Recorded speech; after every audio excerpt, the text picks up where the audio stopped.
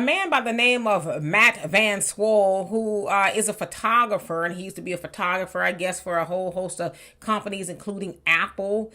Also sounds like he's a nuclear engineer. Anyway, he took to his X account and asked this, and then I'm going to show you a video that he was talking about. He says, I've watched the entire Forbes video of the protests against President Trump in Asheville, North Carolina. I could not find a single person of color protesting yesterday. Not one. At least 90% of the people at the protest are white and over the age of 65. Why is it only old white people? Now check this video out.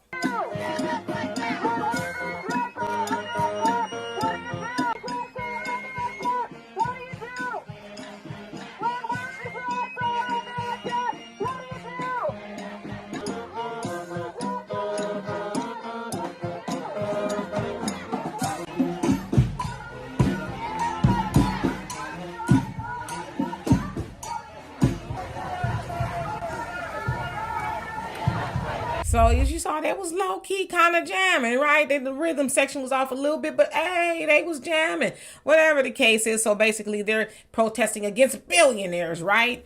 And they're protesting for the working class. Now, I don't have all of the answers, but something tells me that that particular group of people are now starting to feel the pinch, right?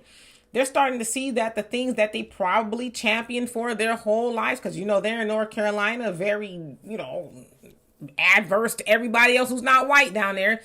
But they've been rooting for white supremacy, I'm just going to assume, for most of their life. And now they see, oh, white supremacy is not really supreme. Oh, you mean it's the billionaire class, right? Because I'm sure a lot of those people that are there voted for Donald Trump, right? Thinking, yeah, we're finally going to be white and right again, and Trump is back. But Trump is for the billionaire class, homies. He ain't for, average working class white folks and, senior citizen white people. He ain't for them. Even though he is senior citizen himself, right?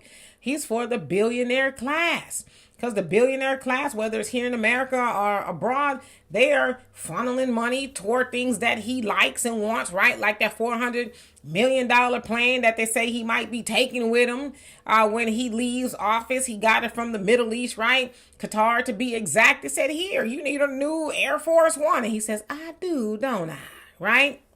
Of course, we know that with the one big, beautiful bill that was just signed into office about a month or so, not office, but law, rather, about a month or so ago, they say it's going to harm everybody. White people who are senior citizens, whether it's Medicaid and Social Security and a whole host of things. And so, a lot of those white people are like, you mean that's going to affect us? Yeah. And if y'all are getting a form of Obamacare, they said that's going to be affected too. It all remains to be seen, right? Because a lot of those things are going to be taking place allegedly in 2026. And a lot of those people lost their jobs. I'm sure a lot of them work for the feds and all other companies who are saying, we don't need you anymore. Thank you for your service, or not, right? Then, of course, you got the usher in AI. AI is taking a lot of jobs and stuff. So, white people, especially those older ones, are saying, oh, I didn't know it was going to trickle down to us. We thought it was just going to be them. So now they feel like, we're going to get out there and protest. Now, the people of color that he's speaking of, I can only speak for Black Americans. We've just decided we've marched enough. Now, get Al Sharpton and them to do it. But a lot of us is like, no, we ain't lacing up no boots to be marching, because especially for things like DEI, that don't help us. That helps them, specifically white women. So we've just learned that we're going to protest and take up the battle axe, if you will, for things that are important to us. But then white folks will be all right. They always are. But then maybe they're not, right? Maybe that's why they're out there. But see, it's us that no matter what goes on, we figure it out. White folks ain't really used to doing that, because they just show up to a job and say, hey, I'm white, you're hired, right? They're used to, making it through.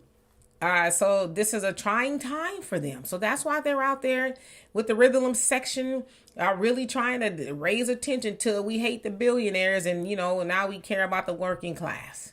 Interesting. So anyway, y'all let me know what you think of that. And for more insightful commentary, please subscribe.